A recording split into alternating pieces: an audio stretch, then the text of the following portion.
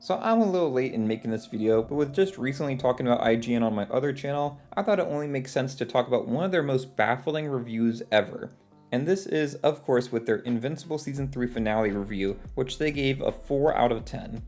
They also said it was the show's first bad episode, which is crazy because not only have they had bad episodes before, but this is also one of their best episodes. So this review was just crazy for so many reasons, and in this video I want to dive into why IGN is completely wrong about Invincible. As someone who is a big fan of Invincible, I know there's plenty to criticize the show about, whether it's the animation, it's sometimes too clearly placed storylines due to the limited episode count, or even just criticisms about Amber.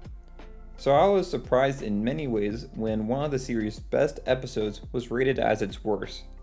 As IGN put it, the season 3 finale, I Thought You'd Never Shut Up, drops the ball.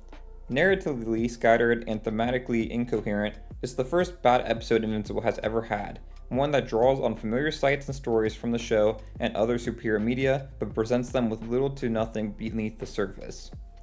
So that's one of the things that IGN said in its review. But to give a little bit of backstory for this episode acts as one major battle against the ever-encroaching Viltrumite Empire, and rivals another one of the show's best with the fight against Omni-Man in Season 1's finale. IGN, however, viewed this differently, acting as if this fight has not been built up to and instead just randomly happened. They go on to say that not only have we never seen Conquest prior to the last week's closing moments, he's also devoid of any real ideology. This is just not true. We've seen Conquest through flashbacks prior to this episode, and we've had the foreshadowing of his arrival by Anissa in Season 2. In fact, one of the main reasons Invincible is training so hard at the beginning of the season is to prepare for this threat from Viltrum. Didn't you hear me? I said I only wished to speak. That hasn't been my experience with Viltrumite so far. Killing you is not my task. But soon, another will come. And if he finds you still resistant to your destiny, he will demonstrate the error of your ways, and this whole planet will pay the price. I pray you come to your senses before then. In some ways I would agree, while I'll say that Conquest is not as well built up to as a season finale boss fight as, say, with Omni-Man. It's definitely better than Season 2's Angstrom Levy fight, who for me at least never felt like a compelling villain outside of the gimmick of putting Invincible in different cameo universes. Angstrom was basically set up at the start of Season 2, then ignored all season until the finale where he just reappeared again. And Angstrom Levy's logic isn't really even that sound, especially when he starts working with other Invincibles to kill the only good version of Invincible that we have. But IGN doesn't see it that way because they gave the Season 2 finale a 7 out of 10. I'm not saying that IGN can't have these opinions, they definitely can, but that means I can also critique those opinions. Season 2 was a rough season for the show and one that I'm not too fond of. Season 3, on the other hand, was a much stronger package with a better thematic throughline and story character development for the whole cast. With that said, let's get back to the review where they claim that Conquest has no real connection to the show. This is just false. Conquest is the growing escalation in the show's overarching narrative revolving around the Viltrumite Empire as they try to take over Earth. Omni-Man was the first with the secret invasion but failed to take over. Anissa was the peaceful option for Earth to surrender and tried to show a different side of the Viltrumite Empire. And then finally, we got Conquest, who is just the complete opposite of this and has no interest in peaceful acceptance or spreading the good fruits of Viltrum. Instead, he represents the true brutality of the Empire and shows us exactly why Earth needs Invincible to keep protecting it. I feel like it's a bit unfair to compare any other villain to Omni-Man because he's not really a villain. Omni-Man is a bad guy that is slowly working to be redeemed. He's one of the main characters of the show, and obviously will have a greater connection to the story than any other villain introduced. So in that case, I think we need to look at Conquest outside of the comparison to Omni-Man in Season 1. One thing I will agree with IGN about is the lack of stakes in the final fight with Conquest. During the fight, you never really feel like Eve or Invincible are in any danger of actually dying. They basically confirm later on that Eve can rebuild her body anytime she almost dies, so basically as Invincible himself. I did feel like Oliver was a little bit more impactful in the fight.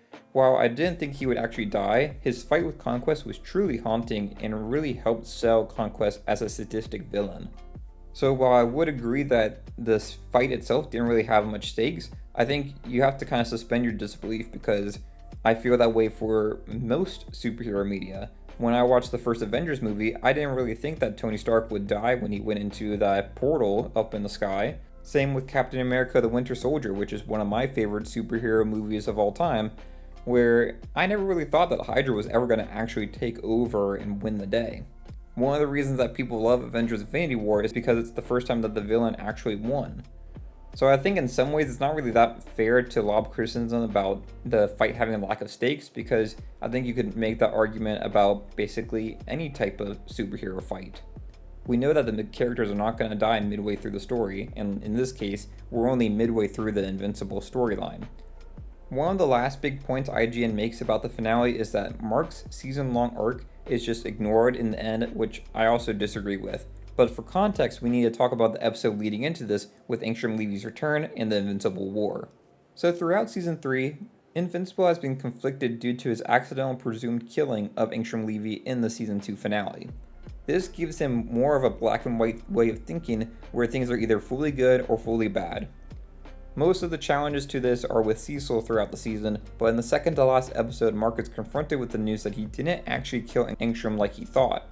But by the end of the episode, after so many people had died and the chaos that ensued from Angstrom being alive, it led Mark to realize that this would all have been avoided if he had actually killed him. So in the finale, Mark's readiness to kill Conquest is not him forgetting his story arc, but rather us seeing the conclusion of where that arc ended for the season. You might not like how it ended, but it wasn't completely forgotten like IGN tries to say. Overall, this isn't meant to be a video hating on IGN. I mostly just wanted to talk about Invincible, but I do think their review rating this as one of the worst episodes is insane, when in my mind, this is by far one of the top 5 episodes for the series. I'm looking forward to seeing what's next for Invincible with Season 4 coming hopefully early next year, and they also just confirmed that voice acting for Season 5 was already completed, so we shouldn't have much of a wait for Season 5 as well.